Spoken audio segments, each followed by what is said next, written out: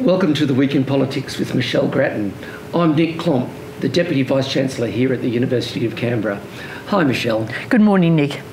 The Morrison government has courted controversy this week with the Prime Minister's announcement about the possible relocation of Australia's embassy to Jerusalem. Critics have suggested that this is a political play for the Jewish vote in the upcoming Wentworth by-election tomorrow on Saturday. How has this proposal been received more generally? Of course, Scott Morrison denies that it's driven by the by-election, but I think that that's a pretty incredible sort of assertion. The timing is particularly pertinent, I think. In terms of the reception, well, it's of course a very controversial policy. If we did this, we'd be essentially out there with the United States and no one else much. So it's certainly a big step if it happens, and predictably there are many critics. Very importantly, negative noises are coming from Indonesia. Indonesia was obviously very disappointed that it was such an unexpected announcement, sort of came out of nowhere, and there've been leaked WhatsApp messages that suggest to the Australian government that Indonesia was less than pleased that we're thinking of going down this route. But the point also should be made that Australia is just considering this. A decision won't be taken until very late in the year. Now, it's an interesting thought that if we decided to stay with the status quo, it would be Israel, I think, that would be rather miffed. Michelle, of course, you could attract some extra votes perhaps in the Wentworth by-election, but are you at risk of losing just as many with even floating an idea like this? Possibly, and I think that it's unlikely you would attract all that many votes in the by-election. But the important thing is that this is a very major foreign policy position, and to be flirting with changing, to be putting it essentially in an electoral context, even if that's being denied, is not really a way to run a responsible and credible foreign policy. Matthias Cormann must be wishing the year was over as well. On Tuesday, he took the blame for the government voting in support of a motion from Pauline Hanson, which contained white supremacist language. What does this administrative error say about the state of the affairs of the government? Well, there are many of these motions that come up, and what happens is that when they do, the government refers them to the relevant ministerial office and gets advice as to how they should be dealt with, and then the decision is up to the Senate leadership. Now, in this case, the advice from the Attorney General's office, which came from staff, not the Attorney General, was that this motion should be voted for. The explanation is that they just really didn't understand the implications of it. That might not sound very good, but I guess mistakes are made.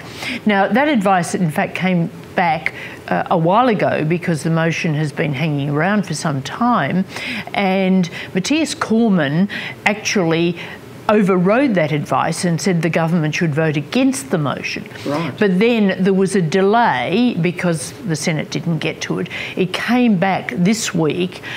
Senator Cormann was occupied with other things, but someone else in the government went back to the Porter office.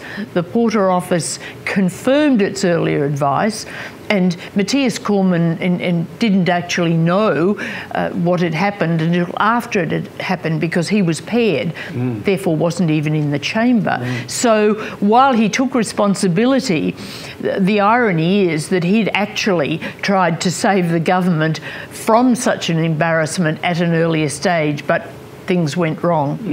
And of course things do go wrong occasionally, and it's a complex system, but does it show some disarray? How much do you read into that? Yes, you can say it shows disarray, and certainly the staffers involved should have been sensitive to anything that was put up by Hanson. You wouldn't be thinking that she would be putting up an anti-racist motion, which apparently they did take it as being. It's all context in a way. If this mistake had been made when the government was going great guns generally, then it would have been a bit of a red face, but not much else. But because things more broadly are going badly for the government, it just made them look more shambolic. And of course, with the overtones of the motion, it was particularly bad. Speculation has been mounting about a possible leadership challenge, this time within the National Party, with Barnaby Joyce pretty obviously